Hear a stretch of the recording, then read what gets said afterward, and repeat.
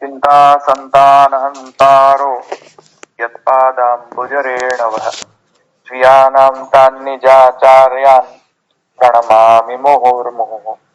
यदनुग्रहतो जन्तुः सर्वदुःखातिगो भवेत् तमं सर्वदा वन्दे श्रीमद्वल्लभनन्दनम्। अज्ञानतिमिरान्धस्य ज्ञानाञ्जनशलाकया चक्षुरुन्मीलितं येन तस्मै श्रीगुरवे नमः। नमामि हृदये शेषे लीलाक्षिराब्धिशायिनं लक्ष्मीसहस्रलीलाभि सेव्यमानं कलानिधिम्। चतुर्भिश्च चतुर्भिश्च चतुर्भिश्चस्त्रिभिस्तथा षड्भिर्विराजते योऽसौ पञ्चधा हृदये मम। ક્યાં આવ્યા હતા આપણે? શ્રી ભાગવત ગૂઢાર્થ પ્રકાશન પરાયણ બધી ટીકા આપણે જોઈ એમાં દ્વારકેશજીની બાકી છે ને એક? હા, દ્વારકેશજીની બાકી છે. દ્વારકેશજીની લઈ લઈએ અને પછી આપણે આગળ જઈએ. એક મિનિટ. હા, ચાલો સ્ક્રીન શેર કરું એટલે બધાને દેખાય.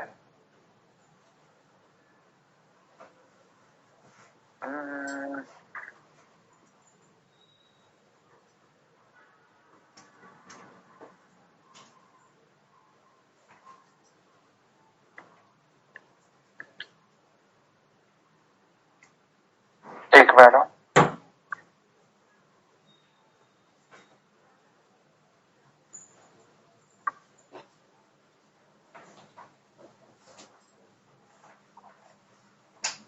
જો તો દેખાય છે? હા, દેખાય છે. શ્રી ભાગવત ગૂઢાર્થ પ્રકાશન પરાયણની ટીકા દેખાય છે? નથી દેખાતી ધવલભાઈ. નથી દેખાતી? ટીકા નથી દેખાતી. તો શું દેખાય છે? દેખાય છે. સ્ક્રીન દેખાય છે. સ્ક્રીન દેખાય છે. આપ દેખાવ છો. એક મિનિટ. હવે બરાબર છે? હવે દેખાય છે. હવે દેખાય છે. હવે દેખાય છે. સિંગ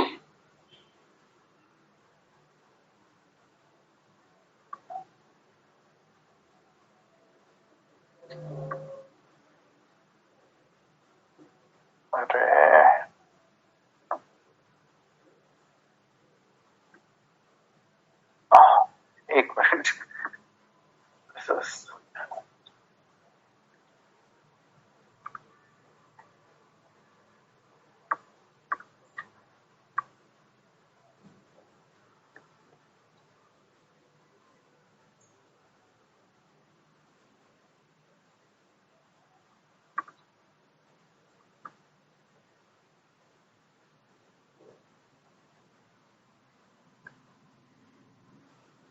ઓકે.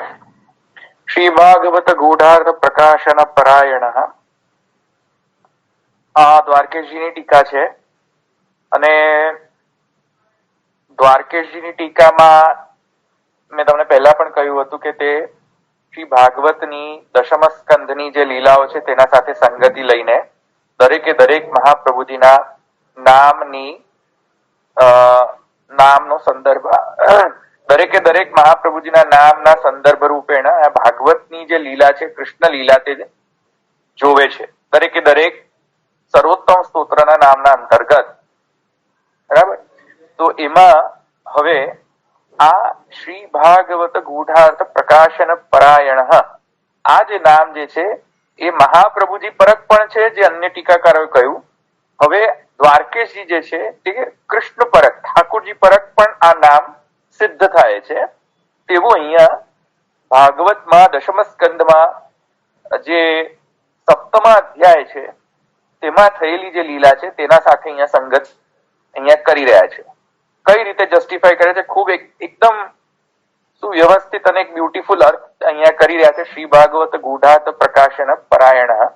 જો વ્યાકરણની દ્રષ્ટિએ પણ ખૂબ સુંદર રીતે અહીંયા અર્થ કરી રહ્યા છે. અહીંયા કહી રહ્યા છે ભગવત ઇમે ભગવત, ભગવાનના જે હોય એ બધા ભાગવત, બરાબર.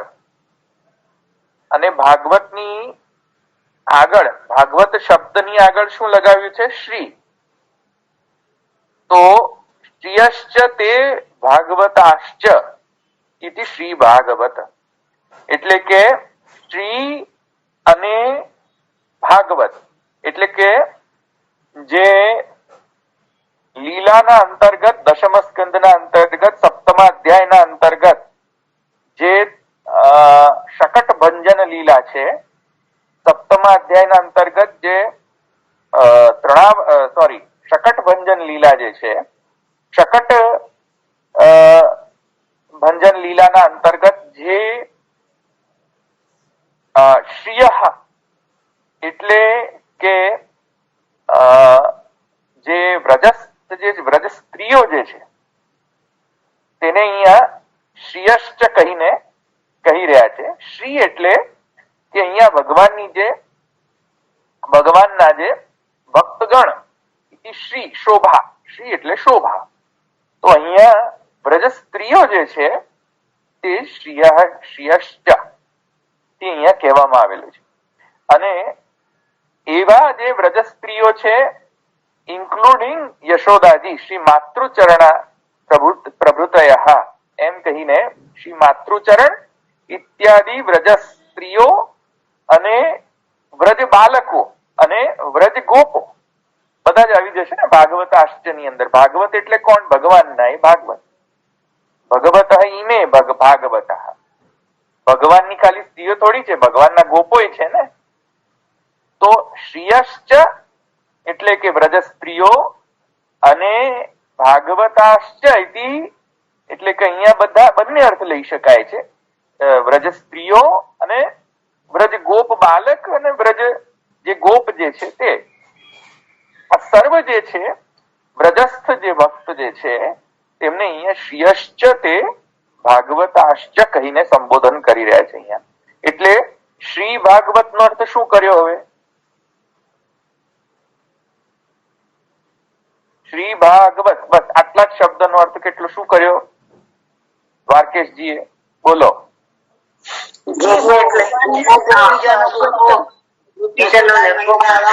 કોઈ એક જણ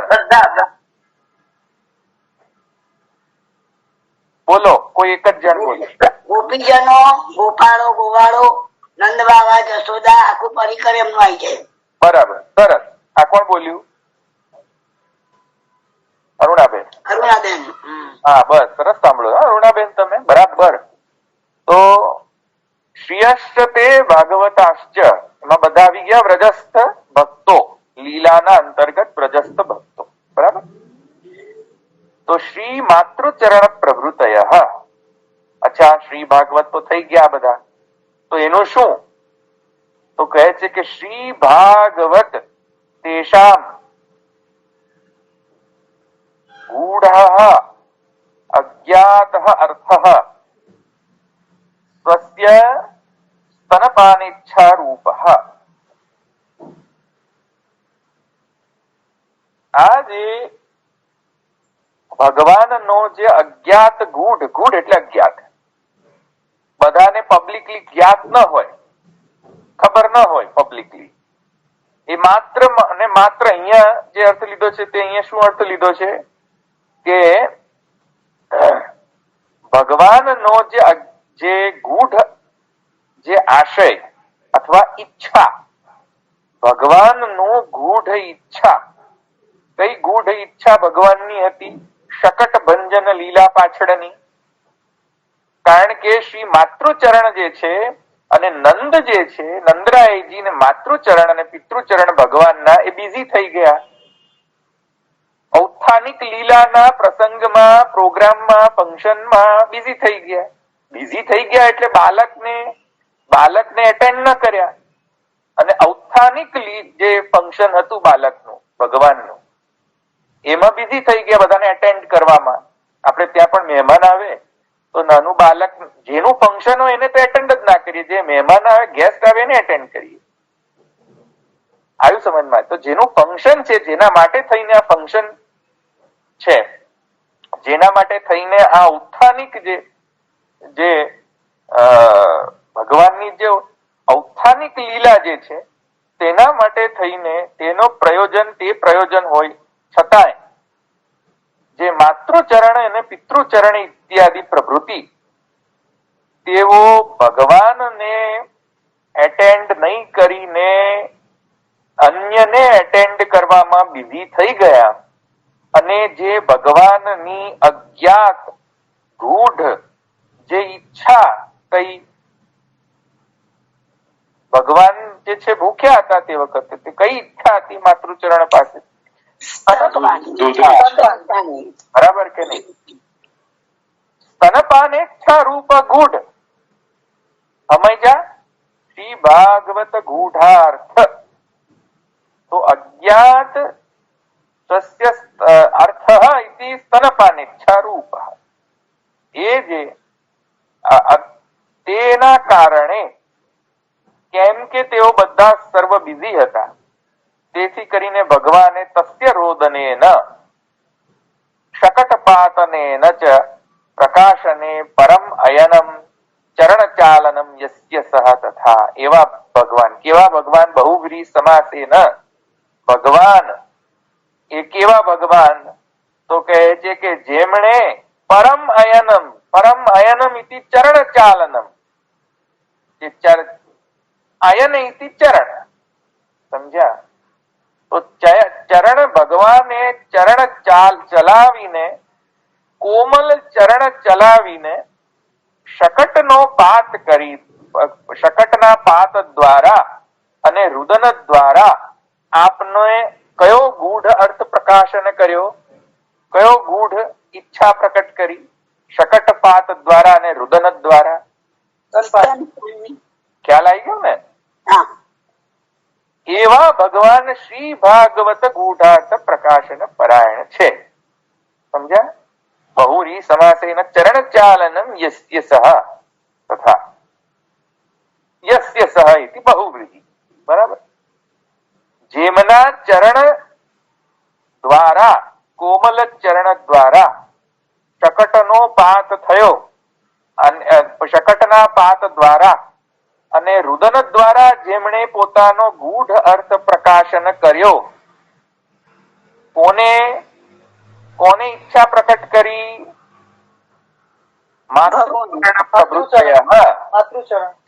શ્રીયશ્ચ તે ભાગવતાશ્ચ. બરાબર? તેમના માટે, તેમને, એ બધા જ અર્થ છે. એવા ભગવાન શ્રી ભાગવત ગૂઢાર્થ પ્રકાશન પરાયણ છે. બરાબર? ભગવાનનું નામ છે આ અહીંયા. મહાપ્રભુજીનું નહીં, ભગવાનનું નામ છે આ શ્રી ભાગવત ગૂઢાર્થ પ્રકાશન પરાયણ. તેથી કહે છે તદુક્તમ રુદન સ્તનાર્થી ચરણ ઉદક્ષિપત. બરાબર?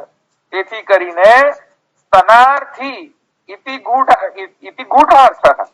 સમજ્યા? સ્તનાર્થી ઇતિ ગૂઢાર્થ. રુદન અને ચરણ ઉદક્ષિપત ઇતિ પ્રકાશન પરાયણ. સમજ્યા કે નહીં?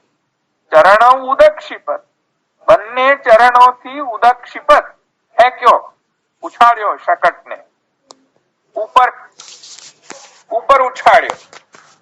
બરાબર? તો ઉપર ઉછાળવાની જે ક્રિયા અને લીલા એ પ્રકાશન પરાયણ. બરાબર? અને પરાયણ શબ્દ જે છે એમાં અણ શબ્દ જે છે એને ચેન્જ કરીને અહીંયા પરમ અયનમ ઇતિ પરાયણ એમ અર્થ લીધો છે. જો આ વ્યાકરણનો બ્યુટી જુઓ તમે, આ દ્વારકેશજીની અને વ્યાકરણની બ્યુટી જુઓ. પરાયણ શબ્દ જે છે એ જનરલી તત્પરતા સૂચક હોય છે, કે જેમ આપણે કોઈક વસ્તુ કરવામાં તત્પર હોઈએ તો આપણે એમ કહીએ કે અમે પરાયણ, કમિટેડ હોઈએ તો એમ કહીએ કે આપણે પરાયણ છીએ. પણ આ એ અર્થ નથી અહીંયા. જુઓ,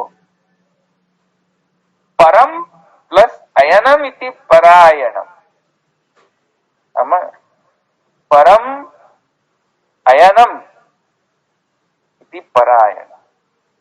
તો કમિટમેન્ટ કરવું કે તત્પર રહેવું એ બધો અર્થ અહીંયા નથી નીકળતો. અહીંયા અર્થ નીકળે છે અયનમ ઇતિ ચરણ ચાલનમ. આ ચરણનું જે ચલાવવું, ઉદક્ષિપત ઇતિ પરાયણ. ચરણ ઉદક્ષિપત ઇતિ પરાયણ. અને એ ચરણ ઉદક્ષિપત, ચરણથી ઉછાળીને શકટનો ઉછાળવાની જે લીલા એ પ્રકાશન પરાયણ. કયા ગૂઢાર્થને પ્રકાશન કરવા માટે ચરણ ઉદક્ષિપત?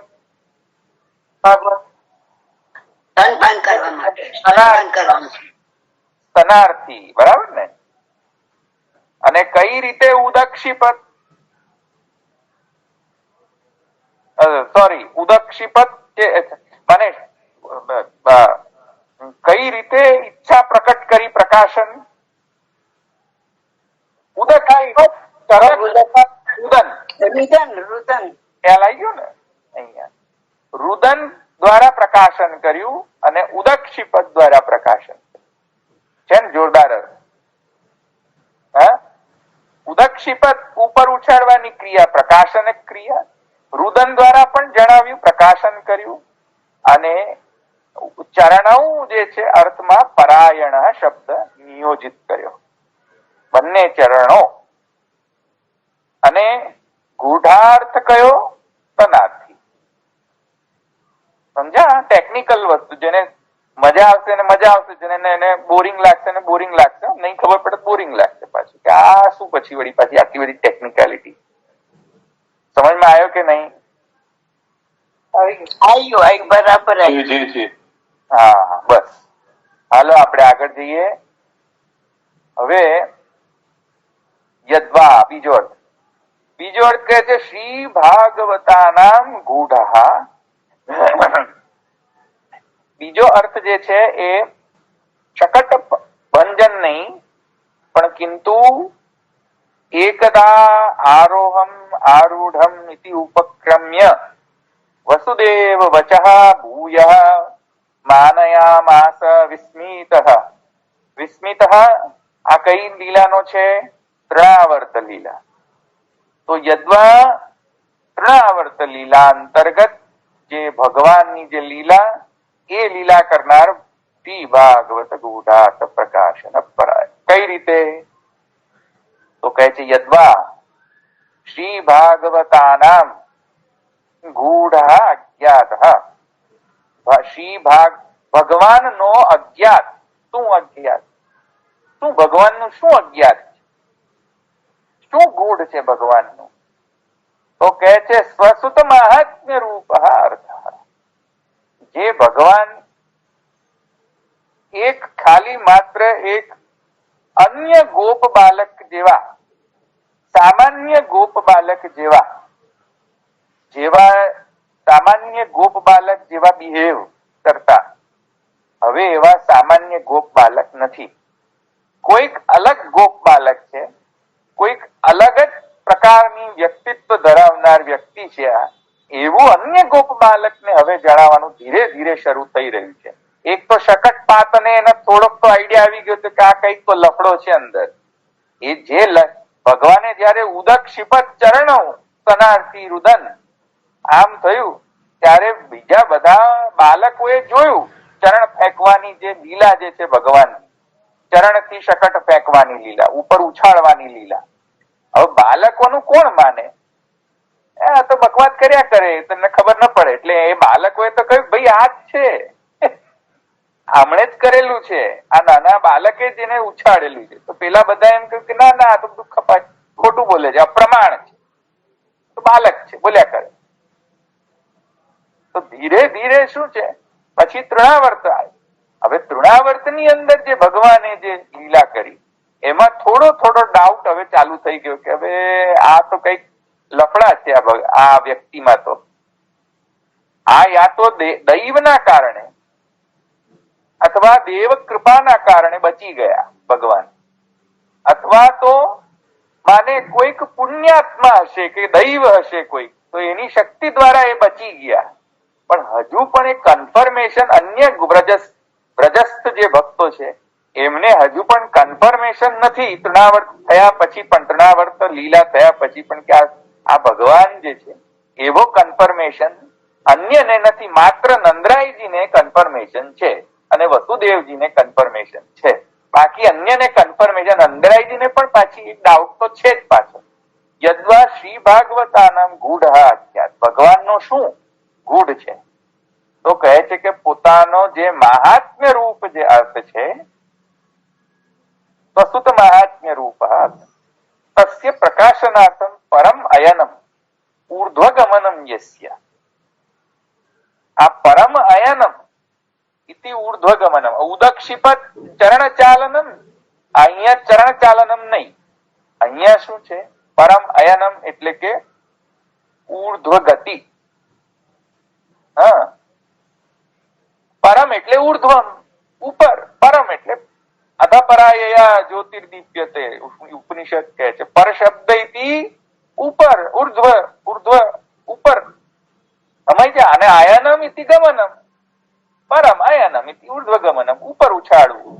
ભગવાન તૃણાવર્તને લઈને ઉપર ઉર્ધ્વગમન કર્યું. હા, એ ઉર્ધ્વગમન દ્વારા શું કન્વે કર્યું? તો એ કન્વે કર્યું મહાત્મ્ય રૂપ ગૂઢાર્થ. બરાબર? તદુક્તમ એકદા આરોહમ આરૂઢમ ઇતિ ઉપક્રમ્ય વસુદેવ વચ ભૂય માનયામાસ વિસ્મિતા. વસુદેવજીના વચનમાં હવે પ્રામાણ્ય બોધ થઈ ગયો નંદરાયજીને કે હા, હવે લફડા છે બધા અહીંયા રહેવામાં. બૃહત્વનની અંદર સમજ્યા કે નહીં? આટલા બધા ઉત્પાત થયા. પેલી કઈ આવી? પેલી ખેચરય કોણ? પૂતના. પછી કોણ આવ્યો? શકટભંજન. પછી તૃણાવર્ત. હવે ત્યાં ટીકાકાર એમ કહે છે કે 3 જ રાક્ષસો નથી આવ્યા, અસુરો ઘણા બધા, કુક્કુટ ઇત્યાદિ, કુકડાના રૂપ ધરીને પણ કુક્કુટ ઇત્યાદિ ઘણા બધા અસુરો આવ્યા, માત્ર 3 અસુર નતો. અન્ય પુરાણમાં એ સર્વ લીલા પ્રકટ છે, ભાગવતમાં લીલા પ્રકટ નથી. પણ કિંતુ કહેવાનું આશે કે વસુદેવ વચ ભૂય માનયામાસ વિસ્મિત. વસુદેવજીના વચનમાં હવે એમને નંદરાયજીને ઘણો પ્રમાણ બોધ થઈ ગયો કે આ હવે લફડા તો છે અહીંયા રહેવામાં. કારણ કે ઓન એન્ડ ઓફ જ્યારે ને ત્યારે કોઈક ને કોઈક આવીને અમને હેરાન ગતિ કરી જાય છે, બાળકને કોઈક ને કોઈક ને આવીને. એટલે હવે આ દ્વારા અહીંયા ભગવાન જે છે એ આ પ્રકારનો ગૂઢ અર્થ એટલે કે પોતાના સ્વસુત મહાત્મ્ય રૂપ નંદરાયજી ને પોતાના સુતનો મહાત્મ્ય હવે થોડો હવે સમજાઈ રહ્યો છે કે આ કંઈક તો અલગ છે ભાઈ. આવી રીતે તૃણાવર્ત જેવો મોટો રાક્ષસ, એના હાથમાંથી બચી કેવી રીતે ગયા ભગવાન, આ બાલક? બરાબર કે? એ ગૂઢ અર્થ, અજ્ઞાત અર્થ જે છે એને પ્રકાશ કરવા માટે, એને પ્રકટ કરવા માટે થઈને ભગવાને જે ઉર્ધ્વ ગમન કર્યું તૃણાવર્ત લીલા દ્વારા, એવા ભગવાન શ્રી ભાગવત ગૂઢાર્થ પ્રકાશન પરાય. થઈ ગયું? અર્થ સમજાયો?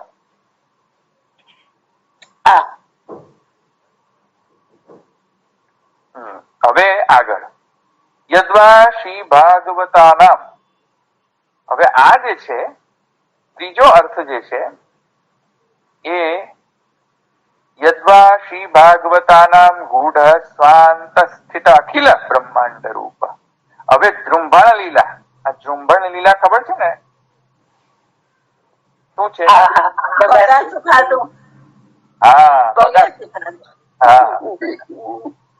તો બગાસા ખાનાર ભગવાન એવા શ્રી ભાગવત ગૂઢાર્થ પ્રકાશ પરાય. સમજ્યા?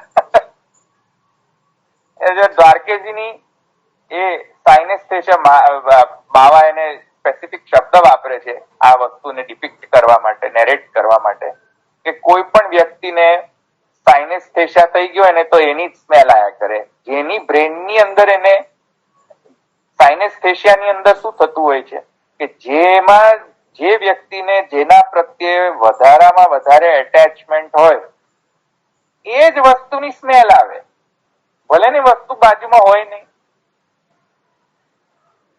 હા, સમજ્યા કે નહીં? જેમ હું તમને એમ કહું કે કઈ વસ્તુ ભોજનમાં સારી?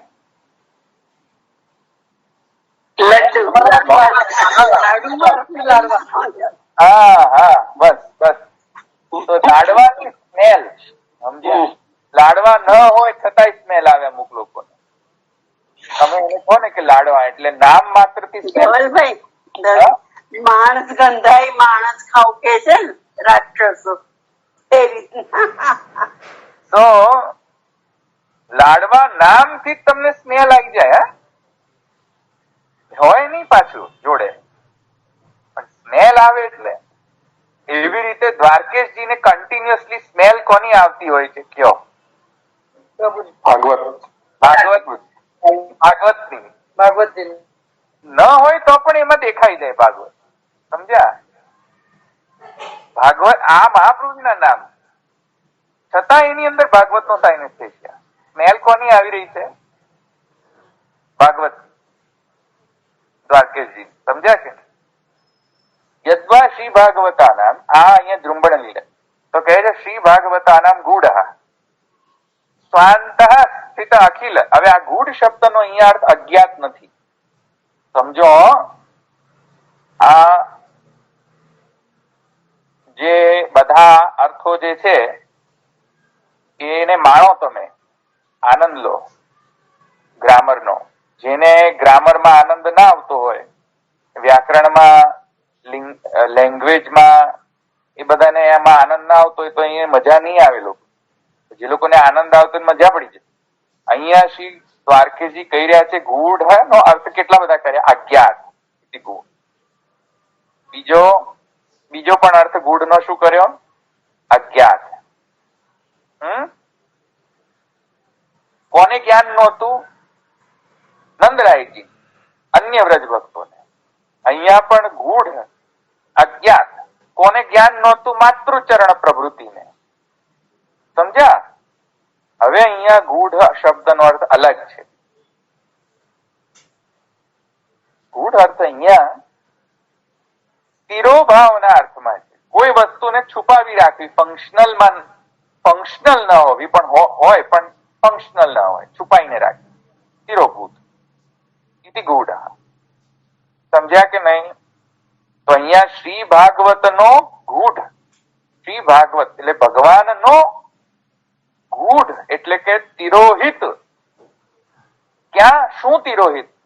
બ્રહ્માંડ રૂપ. બ્રહ્માંડ રૂપ તિરોહિત હતું.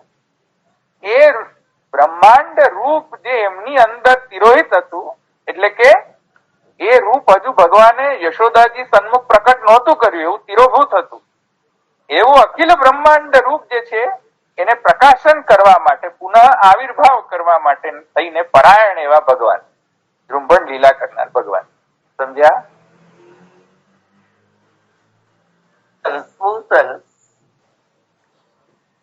શ્રી ભાગવતાનામ ગૂઢ અજ્ઞાત નહીં. અહીંયા તિરોભૂત. શ્રી ભાગવતના, શ્રી ભગવાન નો કયો રૂપ? અખિલ શ્રી ભાગવતના, શ્રી ભગવાનના અંદર સ્વ-અંતઃ સ્થિત, ભગવાનના અંદર સ્થિત અખિલ બ્રહ્માંડ રૂપ જે ગૂઢ હતું, તિરોભૂત હતું, બહાર પ્રકટ નહોતું કર્યું યશોદાજી સન્મુખ, એવો એમાં પ્રકાશન કરવામાં પરાયણ એટલે કે તત્પર. જો અહીંયા પરાયણ શબ્દ ને અહીંયા પરમ અયનમ ઇતિ પરાયણ ન લઈને અહીંયા તત્પરતા શબ્દ અર્થ કર્યો. જો સમજ્યા કે નહીં? અર્થ સમજ્યા? પરાયણ શબ્દ નો અર્થ અહીંયા જો શબ્દની વૃત્તિ જે લોકો ભણેલા હોય એમાં શબ્દની વૃત્તિના અંતર્ગત અભિધા વૃત્તિ અથવા તો મુખ્યાવૃત્તિ, એ મુખ્યાવૃત્તિના અંતર્ગત રૂઢ, બીજી યોગ અને ત્રીજો યોગ રૂઢ, આમ ત્રણ અર્થ શબ્દના મુખ્ય વૃત્તિની અંદર થાય. એમાં પરાયણ શબ્દ જે છે એમણે પહેલામાં પહેલો અહીંયા અર્થ જે તત્પરતા લીધો એ અભિધામાં અંતર્ગત રૂઢ, અને બીજો પરાયણ શબ્દનો અર્થ જે પરમ અયનમ ઇતિ પરાયણ, આ જે શબ્દ જે છે યૌગિક અર્થ વ્યાકરણ દ્વારા યોગ અર્થ લીધેલો છે અહીંયા. પરમ અયનમ ઇતિ ચરણ ચાલનમ યસ્ય સહ, તો આ યૌગિક અર્થ છે. આ પરમ અયનમ ઇતિ પરાયણ યૌગિક અર્થ, અને અહીંયા પરાયણ સ્થિતિ તત્પર અર્થ જે છે એ મુખ્ય વૃત્તિના અંતર્ગત રૂઢાર્થ. સમજ્યા? સમજ્યા કે નહીં? જી જી જી જી. હા, યૌગિક અર્થ અને રૂઢ અર્થ. યૌગિક અર્થ એટલે ગ્રામર થી થયેલો અર્થ, વ્યાકરણના દ્વારા પદવિચ્છેદ કરીને કરેલો અર્થ યૌગિક. અને પરાયણ એટલે ડિક્શનરી મીનિંગ, કોશ અંતર્ગત અર્થ. સમજ્યા? હવે સાથે પણ યોગ રૂઢ બે. રૂઢ એટલે ડિક્શનરી મીનિંગ, કોશમાં અર્થ કરેલો. અને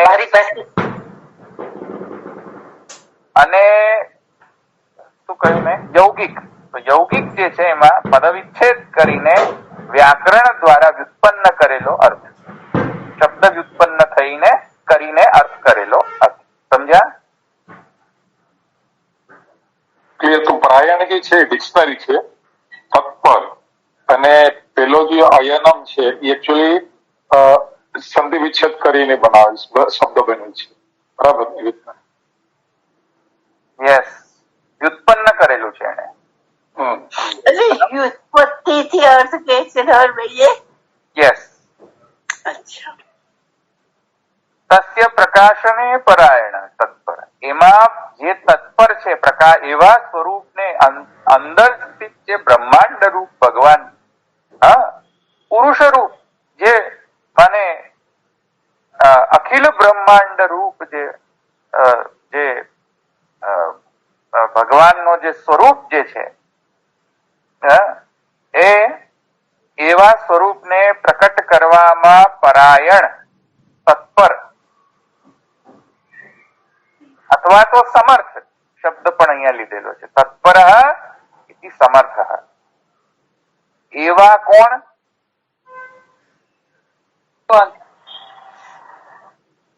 બરાબર, ભગવાન. તદ ઉક્તમ પીત પ્રાયસ્ય જનની સા તસ્ય રુચિરસ્મિતમ ઇત્યાદિના. બરાબર? બગાસું ખાધું ભગવાને, ને યશોદાજીએ બગાસા ખાતા ભગવાન અનાયાસે જોયા કે ઓહો આ શું બ્રહ્માંડ. બરાબર? તો સ્વાંત સ્થિતા અખિલ બ્રહ્માંડ રૂપ તસ્ય પ્રકાશને પરાયણ તત્પર અથવા સમર્થ. તત્પર સમર્થ ઇતિ યાવત તદુક્તમ પીત પ્રાયસ્ય જનની સા તસ્ય રુચિરસ્મિતમ ઇત્યાદિના. એવી રીતે કેટલા અર્થ કહ્યા? શ્રી ભાગવત ગૂઢાર્થ પ્રકાશન પરાયણ, ભગવાનના એવા ત્રણ અર્થ ભગવાનના નામ કહ્યા કે જેમાં ચકટ ભંજન, બીજો ધ્રુમાવર્ત લીલા અને ઝુંબણ લીલા. ઝુંબણ લીલા. બરાબર થઈ ગયો. શ્રી ભાગવત ગૂઢાર્થ પ્રકાશ. ઈઝી છે ને? બરાબર સમજાયું એટલે ઈઝી છે. એક્સપ્લેન કર્યું ને એટલે ઈઝી છે એકચ્યુઅલી. બાકી થોડું સમજવું ડિફિકલ્ટ છે શ્લોકને. બરાબર. ચાલો હવે આગળ. હવે અહીંયા કોઈને તમે બોલો છો તમને સરસ લાગે છે ને સમજાય, બાકી ખ્યાલ ના આવે. હવે હું આગળ કોઈને ચેક કરતી જઈએ. અહીંયા કોઈને પ્રશ્ન છે? અહીંયા તો હું આગળ જઉં.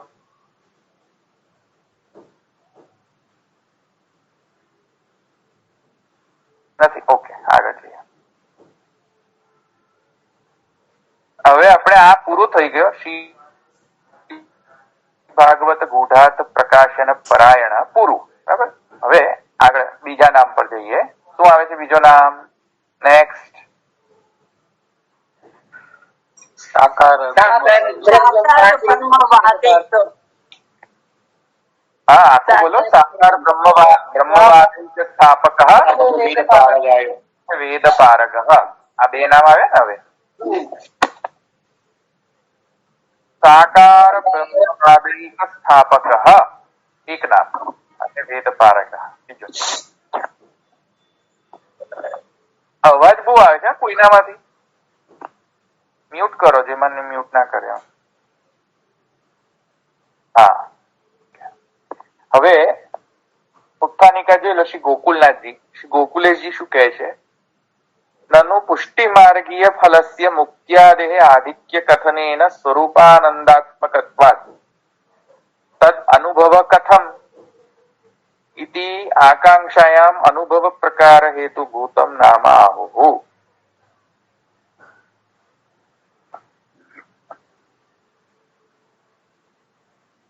જો પૂર્વમાં શ્રી ગોકુલનાથજીએ શ્રી ભાગવત ગૂઢાર્થ પ્રકાશન પરાયણમાં શું કહ્યું હતું? શું કહ્યું હતું? કોઈને યાદ છે? મારા વાલા બોલો કોઈ. સંભળાય છે કે નહીં બધા મારા વાલાઓને?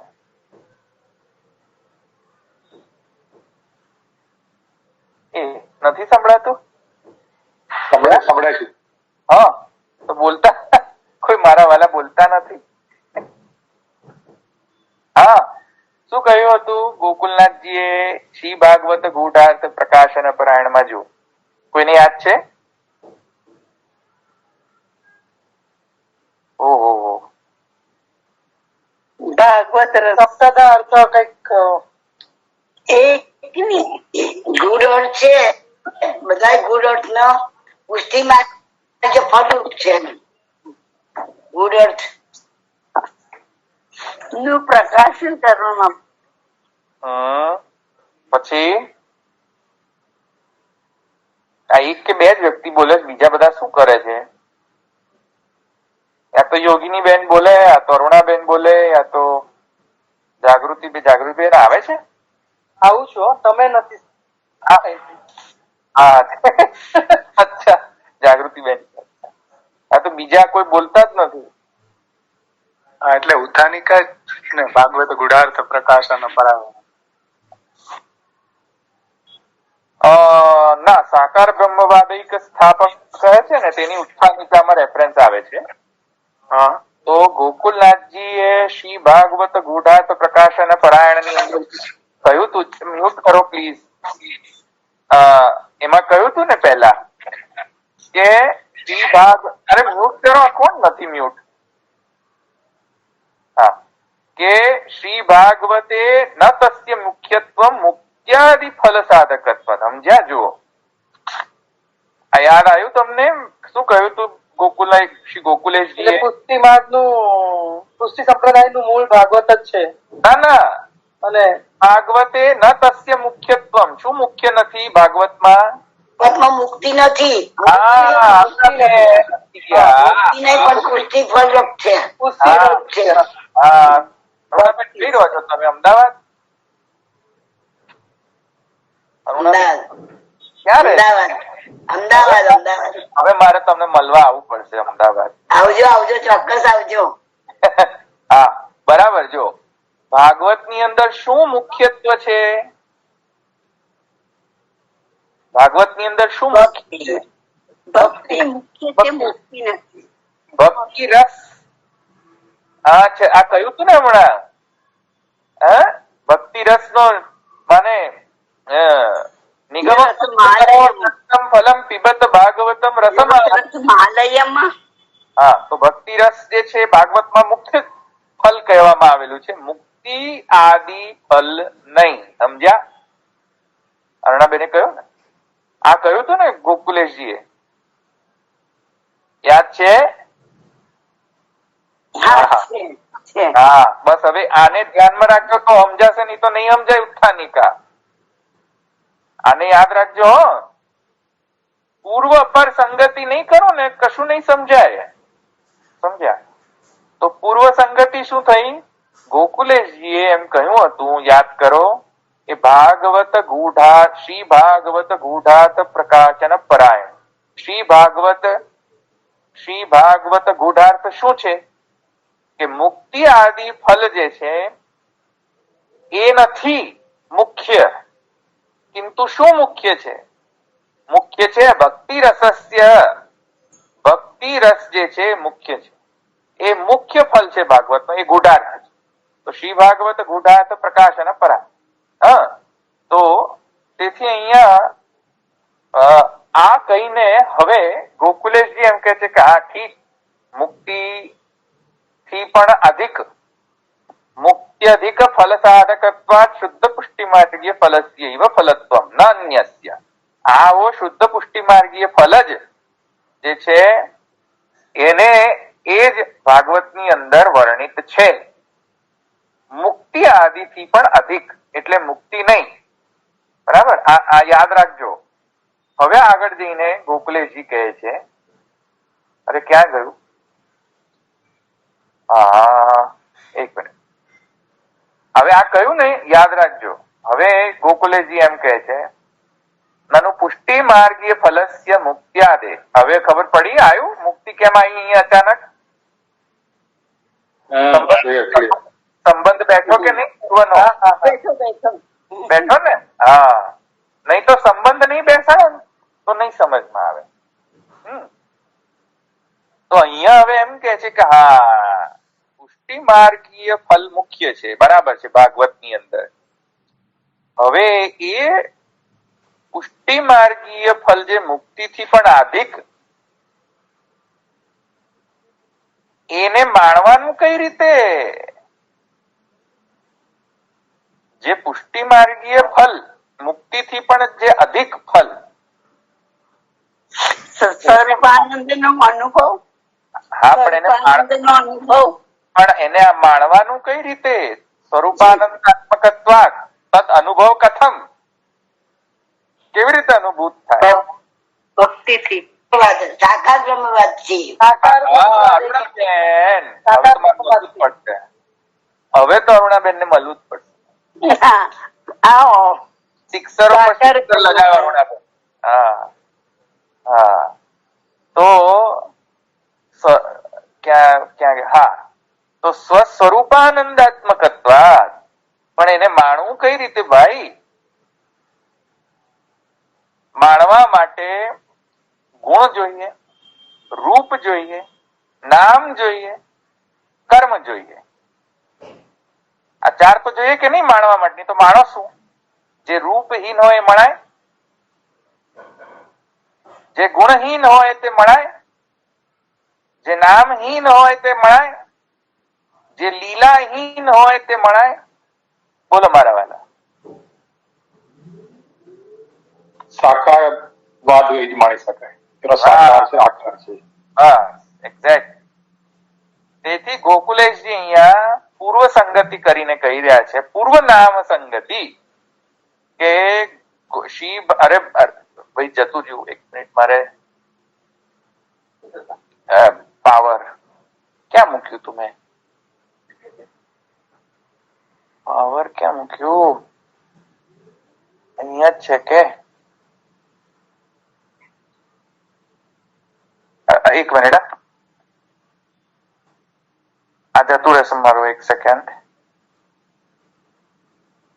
તમે ડિસ્કસ કરો, હું પાવર બેટરી લઈ આવું.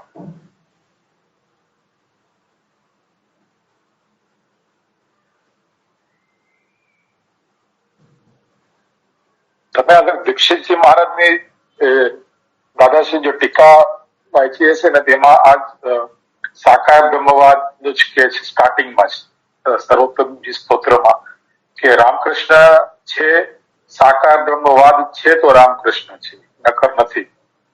એટલે આકાર છે, સાકાર છે તો જ રામકૃષ્ણ છે. બહુ સુંદર રીતે સમજાવે છે સર્વોત્તમજી સ્તોત્ર.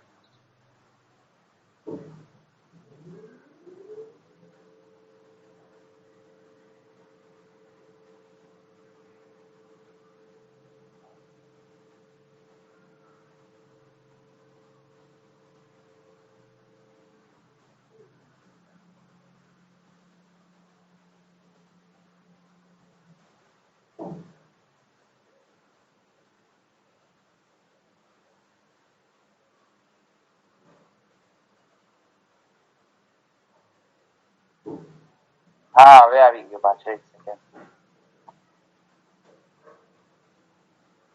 ક્યાં હતું?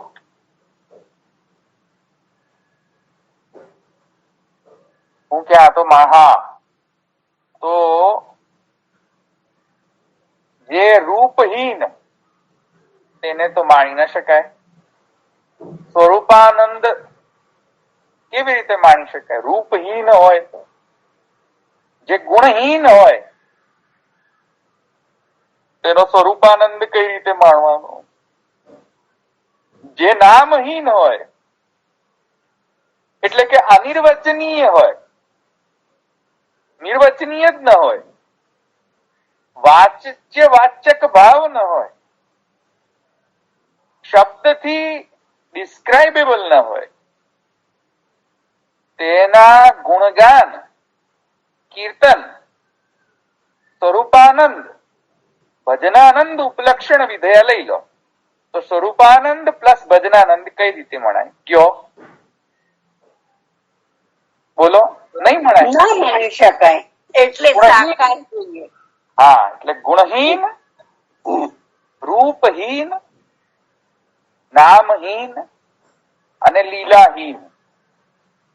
લીલા પણ જો ન કરી શકતો હોય બ્રહ્મ, તો સ્વરૂપાનંદ કઈ રીતે? ભજનાનંદ કઈ રીતે? Not possible.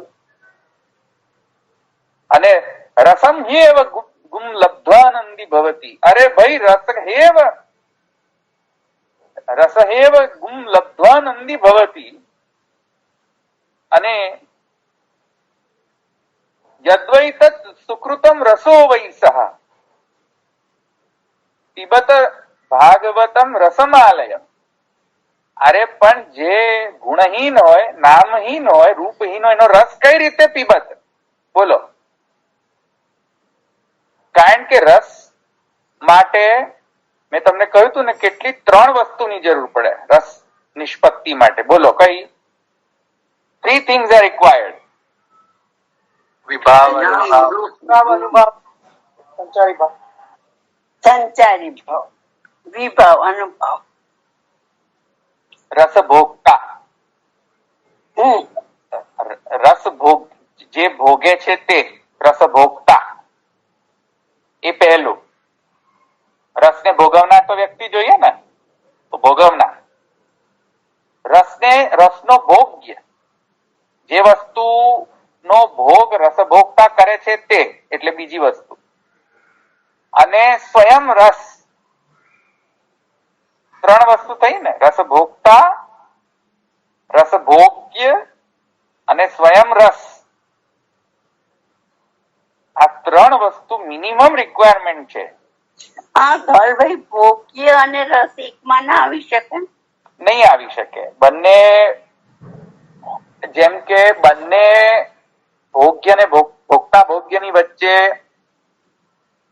વિભત્સ રસ પણ હોઈ શકે, અદ્ભુત રસ પણ હોઈ શકે, સખ્ય રસ પણ હોઈ શકે, ભક્તિ રસ પણ હોઈ શકે. તો રસને સેપરેટ રાખવો પડશે ને, સેપરેટ એન્ટિટી. ઓકે, સરસ, બરાબર. સેપરેટ એન્ટિટી માં, બરાબર. અને વિભાવ જે છે, આલંબન જે છે, એને 2 માં વિભક્ત કરી દો. એક રસ ભોગતા અને એક રસ નો ભોગ્ય, એમ કરી દો. માણનાર અને જે મણાઈ રહ્યો છે તે. અને શું માણી રહ્યા છે? એ રસ. બરાબર.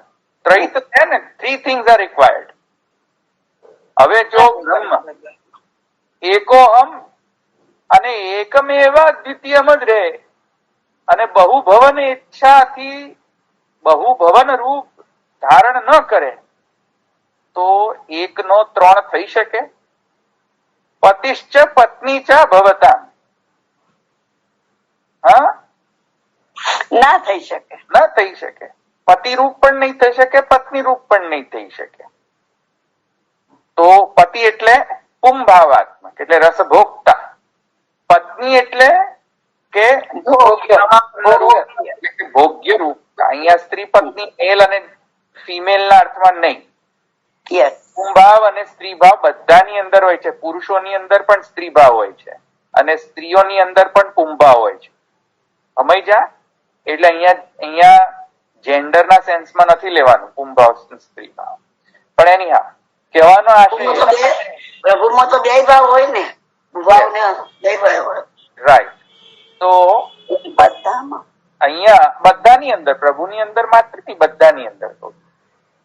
તો હું શું કહેતો હતો, હું ભૂલી ગયા. હું એમ કહેતો હતો કે સ્વરૂપાનંદ જે છે એ તો ત્યારે જ પોસિબલ છે, અથવા તો પિબત રસમા ભાગવતરમ રસમાલયમ, અથવા તો રસગુમ એવ લબ્ધ્વાનંદી ભવતી, અથવા યદ્વૈત સુકૃતમ રસો વૈસહ. આ બધા જે સ્વરૂપાનંદાત્મક છે એ બધા ફલની નો અનુભવ ક્યારે પોસિબલ છે કે જ્યારે અનુભવનો પ્રકાર આપણને સમજાય ત્યારે. અને એ અનુભવનો પ્રકાર જો નિર્વિશેષ, નિર્વિકાર, નિરાકાર અને નિર્ગુણ સ્વરૂપ જ જો રહે, અને કદાપી એ જો પુરુષોત્તમ અથવા તો બ્રહ્મ જે છે એ સગુણ અને સવિશેષ ન થઈ શકે અથવા સાકાર ન થઈ શકે, તો અરે ભાઈ સ્વરૂપાનંદાત્મકત્વાત કઈ રીતે સિદ્ધ થાય? બોલો. ના થઈ શકાય ને. તો એ આકાંક્ષા પૂર્તિ અર્થ હવે બીજું નામ આવી રહ્યો છે, સાકાર. સાકાર એટલે સાકૃતિ માત્ર નહીં, જેને આકાર હોય એ સાકાર, એટલું માત્ર અર્થ નહીં લ્યો. જેનો રૂપ હોય, જેનો નામ હોય, જેનો ગુણ હોય, જેની લીલા હોય, એ સાકાર. સમજ્યા? એટલું માત્ર ખાલી આકાર છે એટલે સાકાર, એટલું નહીં. બરાબર?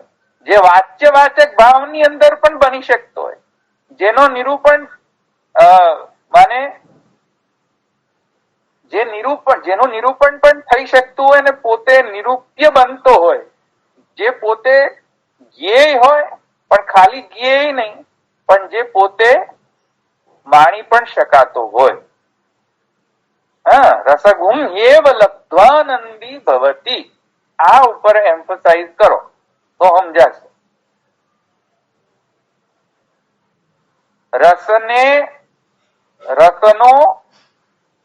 રસનો ભોગ્ય પણ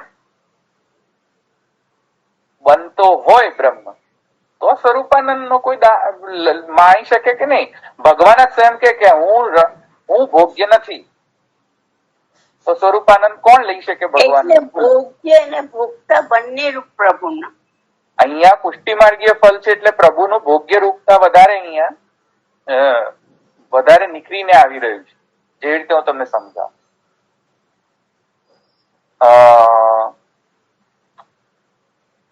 આપણે હેમંતે પ્રથમે માસે અને વ્રતચર્યા એના જે કીર્તન હમણાં ગાઓ છો ને,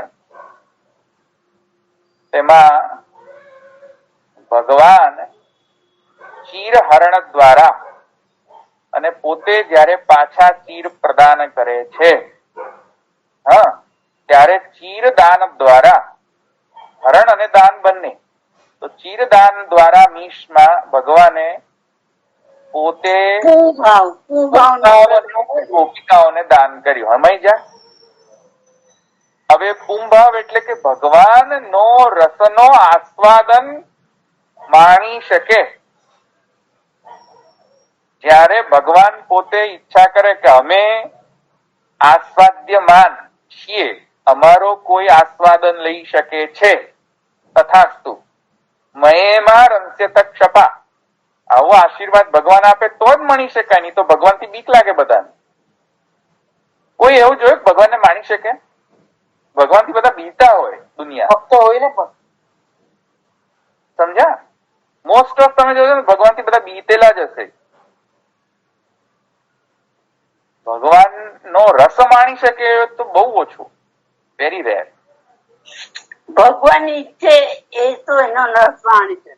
હા, તો એવા જે સ્વરૂપાનંદ જે છે, ભગવાન નો સ્વરૂપાનંદ, એ ભક્ત ક્યારે માણી શકે? જ્યારે ભગવાન તરફથી આશીર્વાદ હોય તો. હા, એવી રીતે.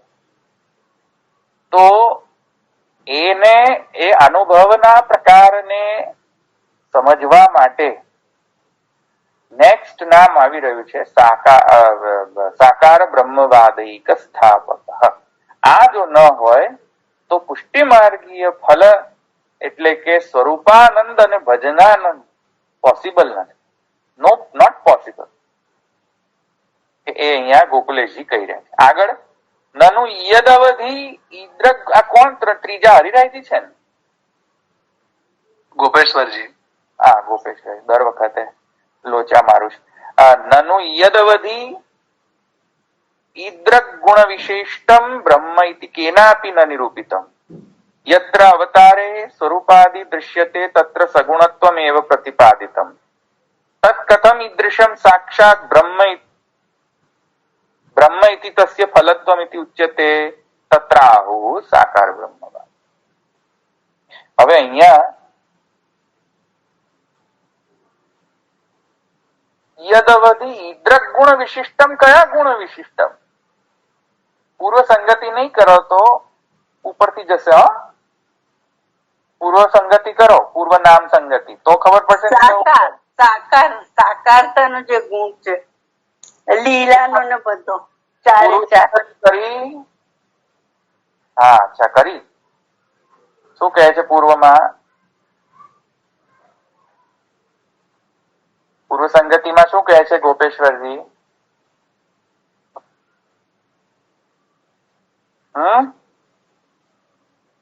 પૂર્વ સંગતિમાં ગોપેશ્વરજી એવું કહ્યું હતું, યાદ છે કે પુષ્ટિફળ સંબંધી વિલાસ ભાગવતનો કુટર્થ. પુષ્ટિ ફલ સંબંધી લીલા રસ ભાવોને પ્રકટ કરવામાં પરાયણ એટલે એકનિષ્ઠ એવા મહાપ્રભુજી કોના માટે? પોતાના સ્વીય ભક્તો માટે આવા ભાવ જે છે તે બહાર કથા દ્વારા, કથા સ્વરૂપે પ્રકાશ કરીને ભક્તના હૃદયની અંદર પણ આવા લીલા રસભાવોનો ઉદય થાય એવા આશયથી મહાપ્રભુજીએ શ્રી ભાગવત ગૂઢાર્થ પ્રકાશન પરાયણ છે. આ કહ્યું હતું ને તમને. હવે એવા બહિ કથન દ્વારા, બહાર કથા દ્વારા અંદર જે છે કથા શક્તિ ડેવલપ થાય ભક્તોમાં, અને કથા શક્તિ, કથામાં આસક્તિ દ્વારા એવા જે શ્રવણ કરેલા જે લીલા ભાવ જે છે તે એમની અંદર પણ એવા ભાવોનો ઉદય થાય, અને ભાવ ઉદય થવાના કારણે અન્ય વસ્તુમાં અરુચિ પેદા થાય, અને પ્રપંચ વિસ્મૃતિ પૂર્વક જે છે એ ખાલી તત્ સર્વત્યાગે અને ફલ સંબંધી ભાવ જનિત જે આરતી પ્રકટ થાય, અને એ આરતી પ્રકટ કરવામાં નિરંતર જે છે એ લીલા અનુસંધાન કરે, અને લીલા અનુસંધાન નિરંતર અનુભૂત વિરહાનુભવ કરે, અને એવી રીતેની જે સ્થિતિ જે છે એવા ભક્તોની સ્થિતિ એ શ્રી ભાગવત ગૂઢાર્થ પ્રકાશન પરાયણ દ્વારા કહી. હવે આવા તત્તદ રસલ વિશિષ્ટ, જો તત્તદ રસ વિશિષ્ટ લીલા અનુસંધાનેન વિવિધ લીલા રસત્વ, આ બધું જો સર્વથા ભગવાન જો નિર્ગુણ હોય તો ભાઈ મારા કયા રસ? તત્તદ રસ વિશિષ્ટ પોસિબલ નથી. રસ વિશિષ્ટતા જો નિર્ગુણ હોય તો, જો સાકૃતિ ન હોય, જો અપ્રાકૃત રૂપ ન હોય, દિવ્ય ગુણ ન હોય, સર્વથા ગુણહીન હોય, ગુણનો અભાવ હોય, તો ભાઈ મારા તત્તદ રસ વિશિષ્ટ લીલા અનુસંધાન દ્વારા નિરંતર વિરહાનુભવ કઈ રીતે થાય? બોલો. ઈદ્રક ગુણ વિશિષ્ટત્વમ કઈ રીતે થાય? આવા ગુણ વિશિષ્ટતા કઈ રીતે ડેવલપ થાય? સમજ્યા તમે? લીલા સંબંધી નો નિરૂપિત. આ લીલા સંબંધી પણ ન થાય, કેમ કે જે નિર્ગુણ હશે લીલાહીન હશે. પોસિબલ નથી. નિર્ગુણ નિરાકાર નિર્વિશેષની લીલા કઈ રીતે હોઈ શકે? કેવલ નિર્વિશેષની લીલા ન હોય. વિશેષ થાય તો લીલા થાય, નિર્વિશેષત્વ જ હોય તો લીલા કઈ રીતે? નથી પોસિબલ. એવી રીતે લીલા રસ ભાવ એ પણ પોસિબલ નથી. આ બધું ચરિતાર્થ કરવા માટે થઈને આ ગોપેશ્વરજી કહે છે. આ પાછું જતું રહ્યું 1 મિનિટ. હા ભાઈ,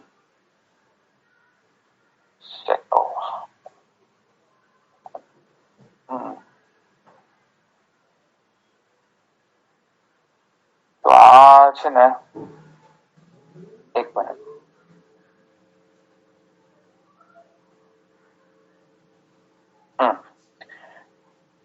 નनु યદવધિ ઇદ્રક ગુણ વિશિષ્ટમ બ્રહ્મ ઇતિ કેનાપી ન નિરૂપિતમ. આવા ગુણ વિશિષ્ટ બ્રહ્મ, વિવિધ વિવિધ રસલીલા વિશિષ્ટ, વિવિધ વિવિધ લીલા કરનાર, લીલાથી વિશિષ્ટ બ્રહ્મ, લીલા વિશિષ્ટમ બ્રહ્મ. ઇદ્રક ગુણ એટલે કે આવા ગુણ. કયા ગુણ? કયા ગુણથી વિશિષ્ટ બ્રહ્મ? જે લીલા કરી શકે એ બ્રહ્મ, એ ગુણથી વિશિષ્ટ બ્રહ્મ. સમજ્યા? જે લીલા જ ના કરી શકતા એવો બ્રહ્મ કઈ રીતે આસ્વાદ્યમાન હોય? નહીં હોય આસ્વાદ. નનુ યદવધિ ઇદ્રક ગુણ વિશિષ્ટમ બ્રહ્મ ઇતિ કેનાપી ન નિરૂપિતમ. કોઈ પણ પ્રકારે આવા પ્રકારનો બ્રહ્મ જે છે એ નિર્ગુણ રહે તો કેનાપી ન નિરૂપિત. નહીં પોસ. યત્ર અવતારે સ્વરૂપાદિ. આનંદમય હોય તો એની જોડે થાય.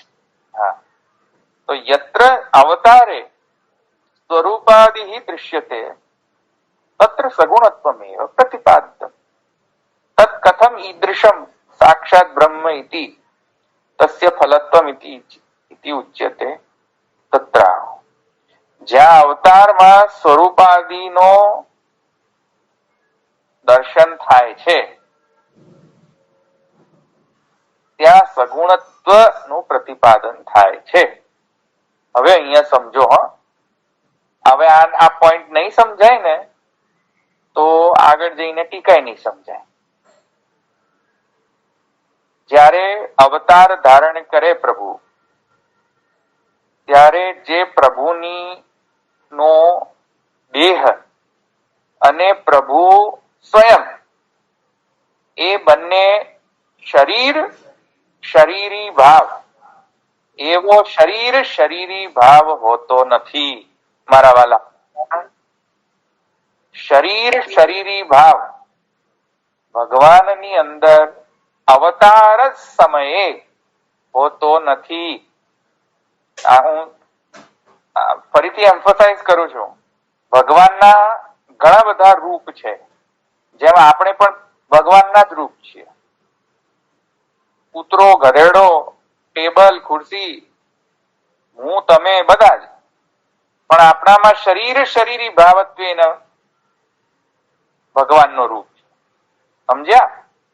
આપણામાં દેહ અને આત્મા અલગ, એવો ભગવાનનો રૂપ છે આપણે બધા. સમજ્યા? પણ જ્યારે ભગવાન અવતરિત થાય, જેને આપણે અવતાર કહીએ, આપણે બધા અવતાર ન કહેવાઈએ. સમજ્યા? પણ આપણે બધા રૂપ કહેવાઈએ. ભગવાનના બ્રહ્મનો તો રૂપ છે કે નહીં? કારણ કે અભિન્ન નિમિત્તોપાદાન કારણવાદમાં માની સત્કાર્યવાદ આપણે અંશ છીએ ને. અરે અંશ છે, પણ આપણે ભગવાનના જ રૂપ છે ને, એમ કહી રહ્યો છું. હા, પણ આપણે અવતાર નથી કહેવાતા. અવતાર નથી. અવતારની અંદર વિશિષ્ટતા એ હોય છે કે ત્યાં શરીર શરીરી ભાવ નથી હોતો, કેવલ શરીરાકૃતિ હોય. સમજ્યા? કેવલ શરીરાકૃતિ. મહાપ્રભુજી નું વચન છે આ. ક્યાં? નલકુબેર મણિગ્રીવ સ્તુતિની અંદર આ વચન છે મહાપ્રભુ. તો શરીર શરીરી ભાવ કિંતુ શરીરાકૃતિમેવ. હે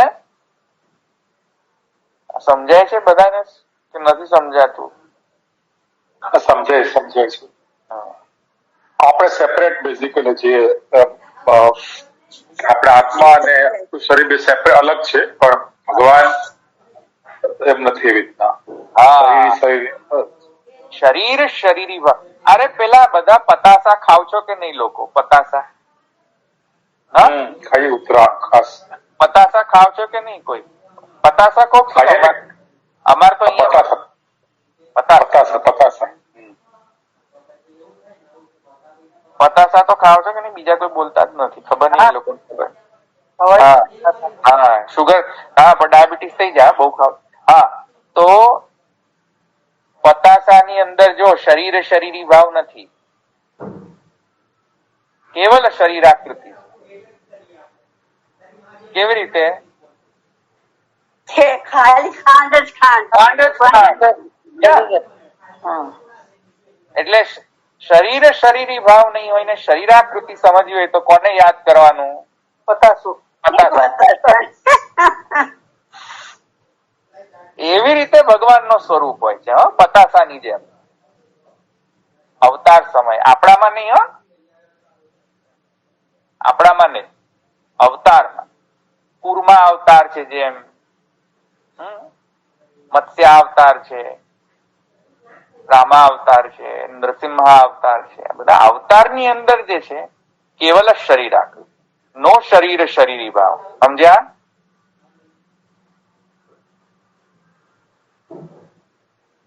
પતાસું યાદ કરી લેવાનું એટલે સમજી જશે બધું.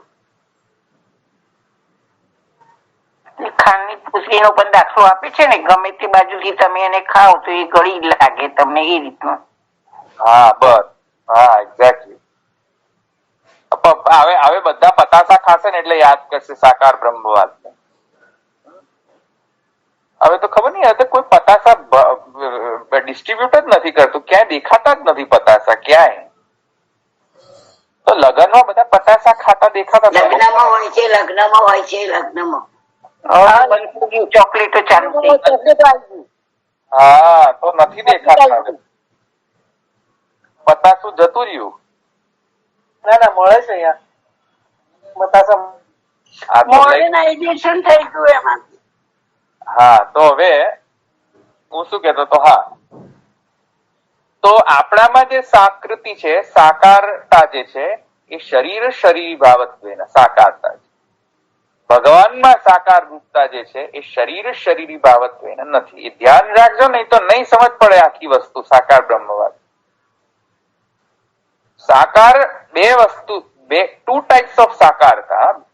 બે પ્રકાર છે, લખી રાખો, બે પ્રકાર. એક શરીર શરીરી ભાવત્વેન સાકારતા, બીજો શરીર શરીરી ભાવત્વેન નહીં શરીરાકૃતિ દ્વારા સાકારતા. સમજ્યા? અને શરીરાકૃતિ દ્વારા સાકારત્વેન નો એક્ઝામ્પલ છે પતાસુ. અને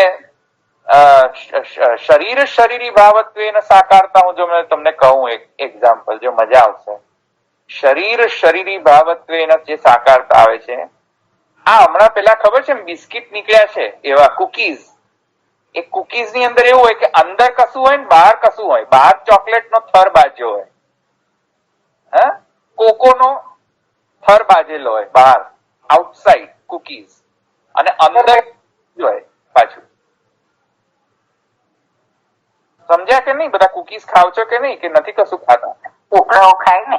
હા બસ તો સમજી લેવાનું, શરીર શરીરી ભાવ ત્યાં વિઝ્યુઅલાઇઝ કરી દેવાનું. છોકરાઓ ખાતા હોય એટલે. સમજ્યા? તો હું શું કેતો તો, હું ભૂલી ગયો. હા, અવતારમાં શરીરાકૃતિ હોય છે. હા તો બે પ્રકારના સાકૃતિ છે, હા સાકારતા છે. એક છે કુકીઝ ની અંદર પેલો ચોકલેટ તો લેયર હોય, આઉટસાઇડ લેયર ચોકલેટ નો હોય, અંદરનો લેયર જે છે કુકીઝ નો હોય, રાઈટ? તો બહારની જે આઉટર મોસ્ટ જે લેયર છે એ શરીર છે, એનો કવરિંગ છે. અને અંદરનો કોર લેયર જે બિસ્કિટ જે છે કુકી, એ અલગ છે. બે સબસ્ટન્શિયલી અલગ છે. જો કોકો અલગ, કુકી જેનીથી બનાયેલી છે એ વસ્તુ અલગ, સબસ્ટેન્શિયલી બંને વસ્તુ અલગ. અને બેને જોડાણથી જે સાકૃતિ પેદા થઈ, આકાર પેદા થઈ રહ્યો છે એ એક સાકૃતિ. સમજ્યા? એકદમ ક્લિયર. સાવ એક્ઝામ્પલ આપ્યું. બરાબર છે. અને પતાસુ ડિફરન્સ છે કે નહીં? પતાસાની સાકારતા અને પેલાની સાકારતા ડિફરન્સ આવ્યો કે નહીં? પતાસા બધું એક જ છે, ખાલી સુગર જ છે. સમજ્યા? પેલામાં બે બે સબસ્ટન્સ છે, એક કોકો નો આઉટર લેયર અને એક કુકી નો અંદરનો લેયર. એવી સાકારતા મહાપ્રભુજીનો સાકાર બ્રહ્મવાદ નથી. પતાસાની જેમ સાકાર બ્રહ્મવાદ છે ભગવાન. સમજ્યા? અવતાર કાળની અંદર વાત કરી રહ્યો છું. હા ભાઈ, અવતાર કાળ. યત્ર અવતારે સ્વરૂપાદિ દૃશ્યતે તત સગુણત્વમેવ પ્રતિપાદિતમ તત કથમ ઈદૃશમ સાક્ષાત બ્રહ્મ ઇતિ તસ્ય ફલત્વમ ઇતિ ઉચ્યતે તત્ર. સમજ્યા ને? હવે ભગવાન જ્યારે આપણા જેવા રૂપ ધારણ કરે, સૃષ્ટિ રૂપ ધારણ કરે, ત્યારે પેલું શું છે, પેલું શરીરી ભાવાપન્નતા એક્વાયર કરે ભગવાન.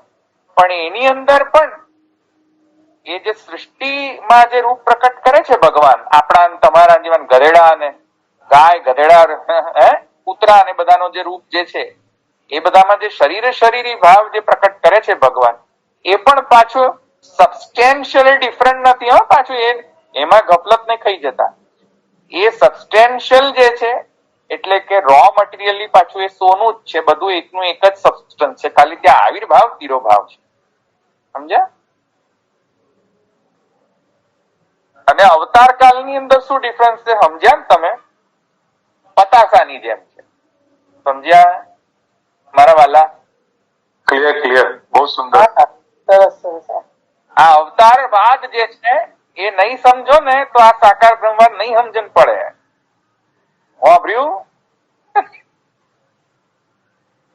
તો હોવે ને, હા હોવે. તો યત્ર અવતારે સ્વરૂપાદિ દૃશ્યતે તત્ર સગુણત્વમેવ પ્રતિપાદિતમ. તો ત્યાં જે સગુણતા આવી રહી છે એ અપ્રાકૃત સગુણતા છે, પ્રાકૃત સગુણતા નથી. દિવ્ય અપ્રાકૃત શરીરાકૃતિ રૂપ સગુણત્વ છે ત્યાં અવતાર કાળમાં. સમજ્યા ને? પતાસાની જેમ. બરાબર? આપણા જેમ નહીં, ભગવાનનો અવતાર કાળમાં. તત કથમ ઈદૃશમ સાક્ષાત બ્રહ્મ ફલત્વમ ઇતિ ઉચ્યતે. તો આ સાક્ષાત બ્રહ્મ કઈ રીતે જાણવો? તો જો સાકાર બ્રહ્મવાદ નહીં ખબર હોય તો આપણને પેલા કુકી જેવા લાગશે ભગવાન. સાકાર બ્રહ્મવાદ ખબર હશે તો પતાસા જેવા લાગશે ભગવાન. સમજ્યા? જો સાકાર બ્રહ્મવાદ નહીં ખબર હોય આપણને તો ભગવાનનો અવતાર કુકી જેવા લાગશે, કુકી. અને જો સાકાર બ્રહ્મવાદ ખબર હશે તો ભગવાનનો અવતાર કેવા લાગશે? પતાસા. હા, સમજી ગયા બધા. પતાસાની જેમ સમજી ગયા. ધવલભાઈ, સુરદાસજી પણ એવું કહે છે કે ખંજન નયન રૂપરસ માથે, એટલે આખું એમનું રૂપ સૌંદર્ય ભરેલું છે.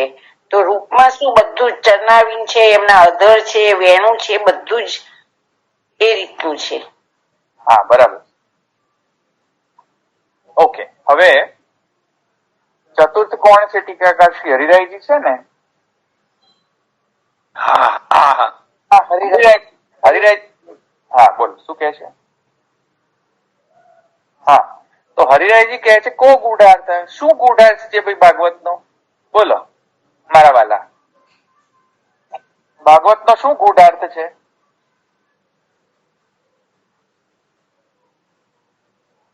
ગૂઢાર્થ શું છે ભાગવત નો? એટલે બહુ સિમ્પલ છે આન્સર.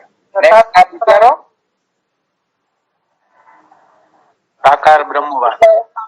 બરાબર, સાકાર બ્રહ્મવાદ. બરાબર. કો ગૂઢાર્થ, શું ગૂઢાર્થ છે ભાગવત નો? નેક્સ્ટ નામ કયું છે બોલો ને ભાઈ બધા. સાકાર બ્રહ્મવાદ એ થશે ને? સ્થાપકો વેદ પારક. ના એ સ્થાપકો વેદ પારક ના આવે. સાકાર બ્રહ્મવાદ એ ગુઢાર્થ છે. હા બરાબર, એ રીતે નામ સંગતિ છે. શ્રી ભાગવત ગુઢાર્થ આવી ગયું. હવે એક આકાંક્ષા થાય કે હા શ્રી ભાગવત નો ગુઢાર્થ પ્રકારના પ્રકાશનમાં પરાયણ છે મહાપ્રભુજી, પણ ગુઢાર્થ છે શું? મહાપ્રભુજી કયા ગુઢાર્થ નું પ્રકાશન કર્યો? તો એ જો આકાંક્ષા થાય, એ પ્રશ્ન જો થાય, તો એનો જવાબ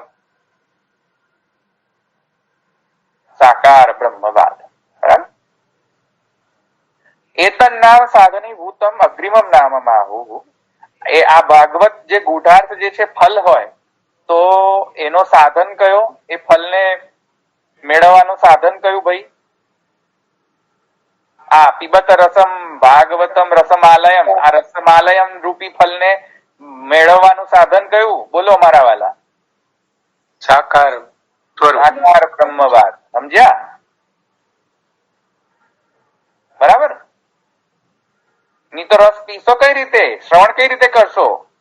તો શ્રવણીય જ ના હોય ભગવાનના ગુણ, વાચ્યવાચક ભાવ ન હોય, જ્ઞેય ન હોય અને વાચ્યવાચક ભાવ ન હોય, રસભોક્તૃત્વ ન હોય, રસભોગ્યત્વ ન હોય, તો રસને પાન કરશો કઈ રીતે મારા વાલા?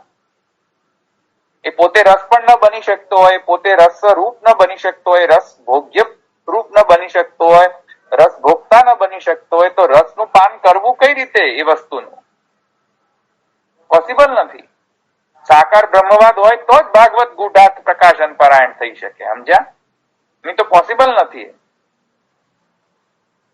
આગળ નનુ નિર્ગુણસ્ય નિરાકારત્વમ શ્રૂયતે તત્ કથમ સર્વલીલોપત્તિ તત્રાહુ સાકાર બ્રહ્મવાદ. પાંચમા ટીકાકાર રઘુનાથજી છે. કોણ છે? ના રઘુનાથજી વલ્લભજી. નનુ નિર્ગુણસ્ય નિરાકારત્વમ શ્રૂયતે. હવે શાસ્ત્રમાં અને ઘણા બધા આચાર્યોએ એમ કહ્યું છે કે શાસ્ત્રમાં પણ એવું શ્રૂયતે, એટલે શાસ્ત્રમાં પણ સંભળાય છે કે બ્રહ્મ જે છે નિર્ગુણ છે, નિરાકાર છે. તો પછી આ બધી જે લીલા જે છે એની ઉપપત્તિ જસ્ટિફિકેશન કઈ રીતે? હાઉ ટુ જસ્ટિફાય ધ લીલા? જો એ નિરાકાર હોય તો અને નિર્ગુણ હોય તો લીલા કઈ રીતે કરી શકે? લીલા કરવા માટે ગુણ જોઈએ ને, લીલા કરવા માટે સાકૃતિ જોઈએ, લીલા કરવા માટે વિશેષત્વ જોઈએ, નિર્વિશેષ નહીં ચાલે. લીલા થાય નહીં તો કઈ રીતે? તો એવી જો આકાંક્ષા થાય કે ભાઈ સર્વ લીલાની ઉપપત્તિ કઈ રીતે, જસ્ટિફાય કઈ રીતે કરવી, તો જસ્ટિફાય કરવા માટે નેક્સ્ટ નામ કહી રહ્યા છે સાકાર બ્રહ્મવાદ. બરાબર. પછી નેક્સ્ટ આ બધા એક સાથે નતા સમજાવવાના મારે, પણ ખેર ધીસ ફાઇન. આ છે ને ટીકા હોય સમજાવવા જેવું હતું તો તમને છે ને અનુસંધાન રહેશે. ટીકા લઈએ ને ત્યાં શરૂઆતમાં હા નહીં તો છે ને આ બધું એક સાથે લઈએ છે ને ભૂલી જશે તમે બધા. સારું, એ ટીકા સમય લઈ લઈશું આપણે. આગળ જઈએ આપણે ગોકુલેજની ટીકામાં. હજુ સમય છે કે પૂરું થઈ ગયું ભાઈ? હજી છે ઘણું. 10 મિનિટ છે ને? હા બસ. હા તો 10 મિનિટમાં આપણે પછી તો શરૂ નથી કરતા. પછી 10 મિનિટમાં તમે પ્રશ્નોત્તરી પ્રશ્ન હોય તો કરો, નહીં તો હું આગળ જાઉં. પ્રશ્ન હોય તો ડેફિનેટલી હું પહેલા પ્રેફરન્સ પ્રશ્નોને આપીશ. બોલો.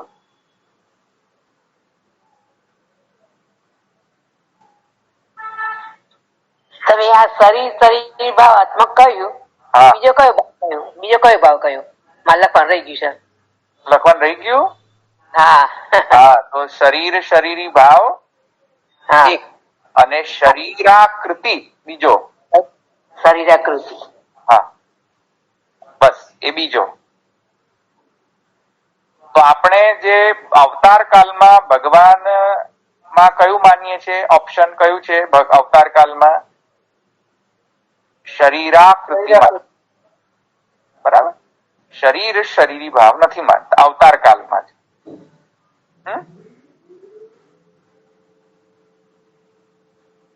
પેલા બેન ને મળી ગયું? લખાઈ ગયું? હા, લખાઈ ગયું. હા, બોલો બીજા. તો પછી અનવતાર કાલમાં શું? અનવતાર કાળમાં આપણે બધા છીએ ને સૃષ્ટિ રૂપ. એમની અનવતાર કાલમાં જે ભગવાનના અવતારો થાય એમાં પાછું આપણે બોલો બોલો, કમ્પ્લીટ કરો સેન્ટેન્સ.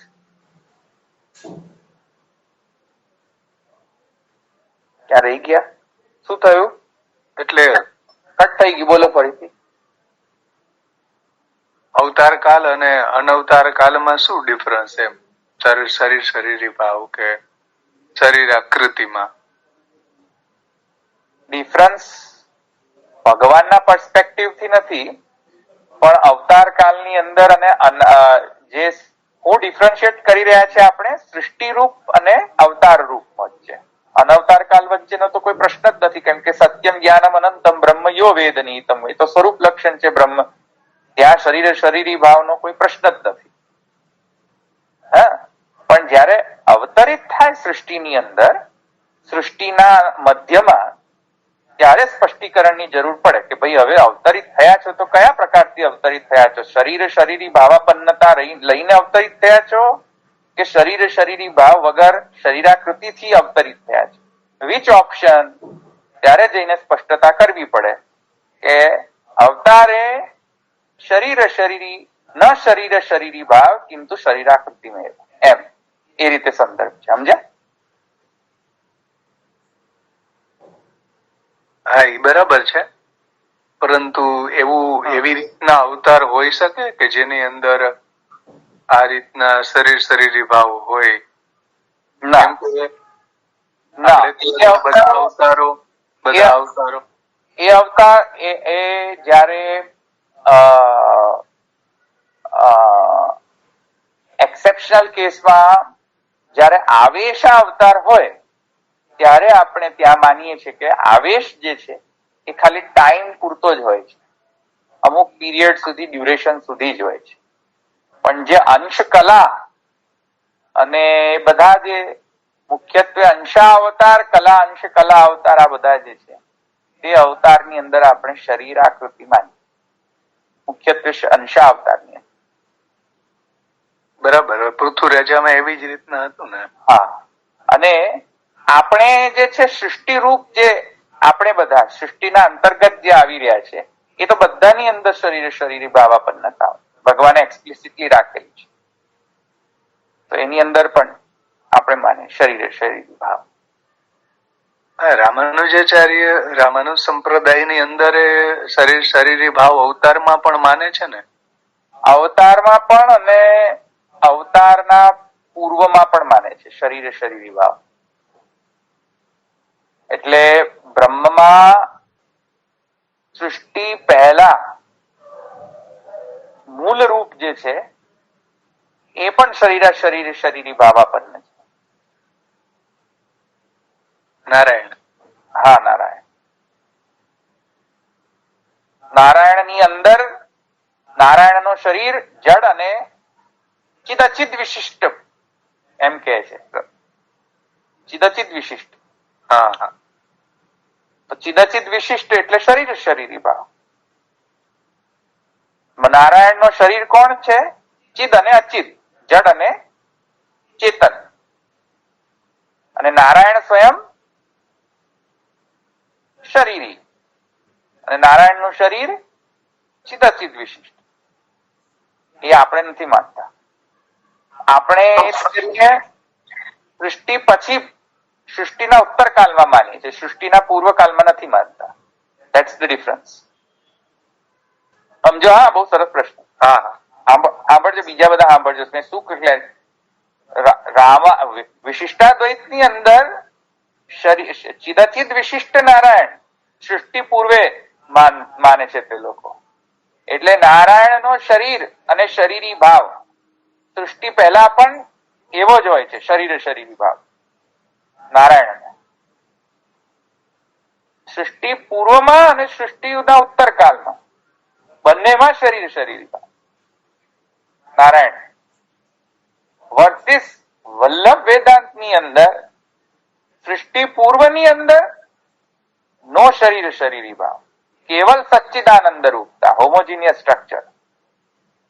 બરાબર. સદૈક મને એક પિંડ રસપિંડ જ તો માનીએ છીએ આપણે, ત્યાં શરીર શરીરી ભાવ નથી માનતા. સૃષ્ટિ પૂર્વમાં, સૃષ્ટિ પશ્ચાત, સૃષ્ટિના અંતર્ગત જે જડ જીવાત્મક જે સૃષ્ટિ પ્રકટ થઈ તેમાં આપણે શરીર શરીરી ભાવ માનીએ છીએ. કિંતુ વળી પાછી એક્સેપ્શનલમાં અવતાર કાળની અંદર શરીર શરીરી ભાવ નથી માનતા. સમજ્યા કોમ્પ્લિકેશન? હા, એટલે જેટલા અવતારો થાય છે ભૂતલ ઉપર, હા, એમાં એવો શરીર શરીરી ભાવ નથી માનતા. હા, પણ આપણે બધામાં શરીર શરીરી ભાવ માનીએ છીએ. સમજ્યા? ધવલભાઈ, હા, તો આવેશ અવતારમાં ક્યાં આપો તમે? આપો ઉદાહરણ શું પછી? હા, એને કહ્યું. હા, આવેશ અવતાર છે જેમાં કુछ સમય હોય છે, એમાં શરીર શરીરી ભાવ આવે છે ને, એ ક્યાં એક્ઝામ્પલ? આપણે અર્જુન ને સમજીએ, જેમ અર્જુન એમને આવ્યો તો ઠાકોરજી નો આવેશ હતો એમાં. ના ના, આપણે આવેશ અવતારમાં તો પૃથુવત, હા, પૃથુમાં સમજી શકીએ. પૃથુમાં એવી રીતે એવો સ્ટ્રક્ચર સમજી શકીએ. કોઈ સ્પેસિફિક ડ્યુરેશનમાં જ આવેશ હોય, પછી પરમાનન્ટ ના હોય. તે અમુક સ્પેસિફિક ટાઈમ પૂરતો જ હોય આવેશ, બસ, પછી નહીં. પછી પાછું શરીર શરીરી ભાવાપન્નતા પાછી આવી જાય. ત્યાં આવે જતો રહે એટલે શરીર શરીરી ભાવાપન્નતા આવી જાય પાછી. સમજ્યા? એવી રીતેનું એ ડ્યુરેશન ની આઉટસાઇડ જતા રહે ને ત્યારે વળી પાછી શરીર શરીર ભાવાપન્નતા આવી. એવી રીતેનો પ્રોબ્લેમ છે ત્યાં. અક્ષર બ્રહ્મ કેવી રીતે આવે? અક્ષર બ્રહ્મ શું કહ્યું? અક્ષર બ્રહ્મ એ તો શરીર શરીરી ભાવ ન ગણી શકીએ અક્ષર બ્રહ્મને. અક્ષર બ્રહ્મને તો ધર્મ સ્વરૂપ ગણવું પડશે. શરીર શરીરી ભાવ ન ગણે અક્ષર બ્રહ્મ. અક્ષર બ્રહ્મને બે રિલેશન આપેલા છે મહાપ્રભુજીએ, ચોખવટ કરેલી છે. ધામ ધામી અને ધર્મ ધર્મી સ્વરૂપ. તો ધર્મને આપણે શરીર ન કહી શકીએ, અલગ છે. શરીર અલગ, શરીર શરીરી ભાવ અલગ, ધર્મ ધર્મી ભાવ અલગ, ડિફરન્ટ છે. એટલે અક્ષર બ્રહ્મને તમે શરીર ન કહી શકો. બરાબર. પરશુરામ ને પણ આવેશ અવતાર કહેવાય. Parshuram, yes yes yes yes, બરાબર. ચાલ, તો મને લાગે છે સમય થઈ ગયો કે? હા, તો હું કઈ કહેતો તો ભૂલી ગયો.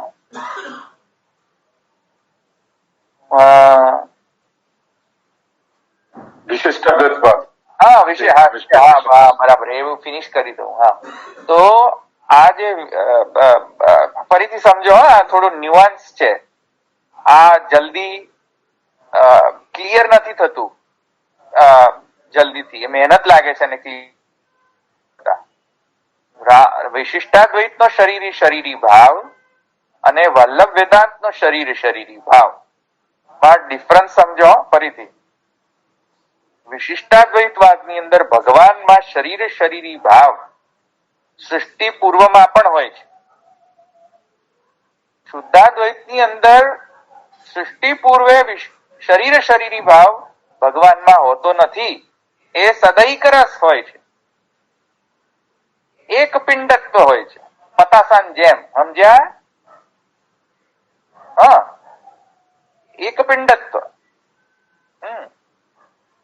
અને સૃષ્ટિ પશ્ચાત વલ્લભ વેદાંત ની અંદર અવતાર કાળમાં એ શરીરાકૃતિમાં એવા શરીર શરીરી ભાવ નથી હોતો, શરીરાકૃતિ. કિંતુ સૃષ્ટિ રૂપ જે હોય છે, આપણે બધા જેમ કે ઘોડા ગધેડા આપણે, બરાબર, એ બધા એની અંદર પુનઃ શરીર શરીરી ભાવ આપણે માનીએ છીએ. બરાબર? સમજ્યા? આટલું ક્લિયર થયું? જી, બહુ સરસ ક્વેશ્ચન હતો.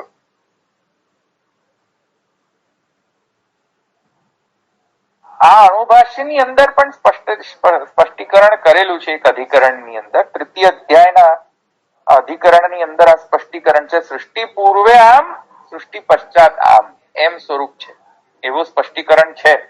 મને હવે અત્યારે અધિકરણનું નામ યાદ નથી, પણ અમે ભણી ગયા છે અધિકરણ. પણ જો મને યાદ આવશે હું જોઈને રિફર કરીને તમને કહીશું. ત્યાં ભાષ્યમાં છે સ્પષ્ટીકરણ. ચાલો બીજા. ધવલભાઈ, તમે યોગિક અર્થ અને રૂઢ અર્થ, તો યોગ રૂઢ સાથે હોય? યોગ રૂઢમાં શું હોય છે કે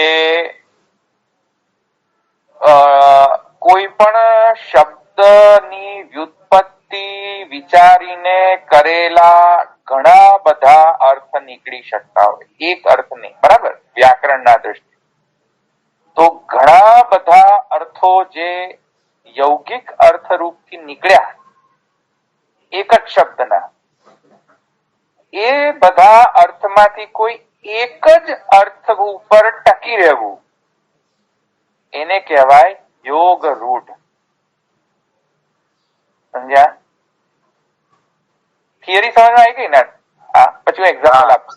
હા, અચ્છા, હવે એક્ઝામ્પલ. યોગિક ઘણા બધા અર્થોમાંથી કોઈ એક અર્થની આપણે ફોકસ કરવી અને રૂઢ બનાવવો. એક્ઝેક્ટલી. જેવી રીતે બહુ જ કોમન એક્ઝામ્પલ છે પંકજ. એ યોગ રૂઢ શબ્દ થી અર્થ, યોગ રૂઢ અર્થ આપીને કમલ અર્થ આપે છે. નહીં તો પંકજ અર્થ એટલે કે જે પંકજ એટલે પંકમાં જન્મ લે, પંક એટલે કાદવ, કાદવની અંદર જન્મ લે તે પંકજ. આ યૌગિક અર્થ, ગ્રામેટિકલ અર્થ કર્યો ને. હવે એના કેટલા બધા અર્થ થાય. કીટાણુઓ પણ કાદવની અંદર જન્મે, મચ્છર મચ્છર કાદવની અંદર જન્મે, કમલ પણ કાદવની અંદર જન્મે.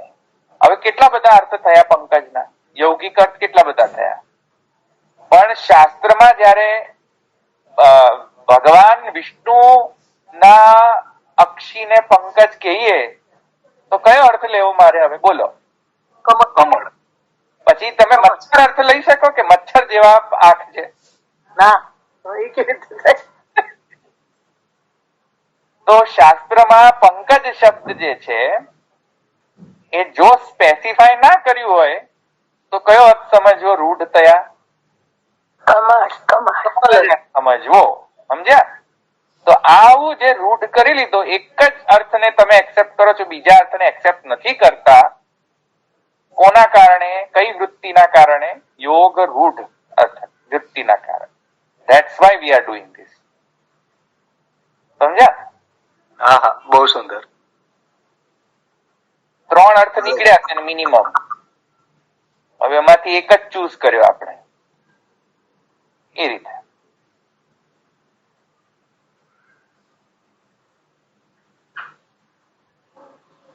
તો એ અભિધામાં જ એનો સમાવેશ થાય ને? એબ્સોલ્યુટલી અભિધા જ કહેવાય. યસ, અભિધા જ કહેવાય. મુખ્યાવૃત્તિની અંતર્ગત ગણાય.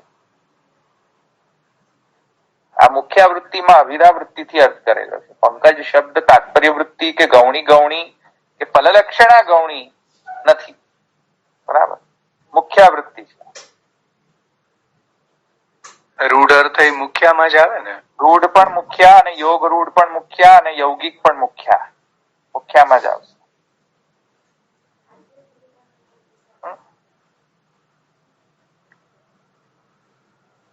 હાલો અહીંયા રાખીએ.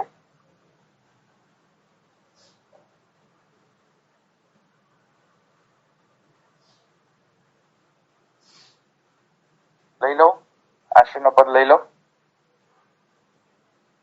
કે છે કોઈ બીજા પ્રશ્ન? અરે કેટલા છે અત્યારે? બધા ભાગી ગયા ને? હા, આજે તો બહુ યોગ રૂઢ કરીને બધા ભાગી ગયા કંટાળીને, કે આજે તો કઈક બીજે જ જતી રહી ગાડી. યોગ રૂઢ કર્યું ને રૂઢ કર્યું તો બધા હુડ કરીને ભાગી ગયા બધા.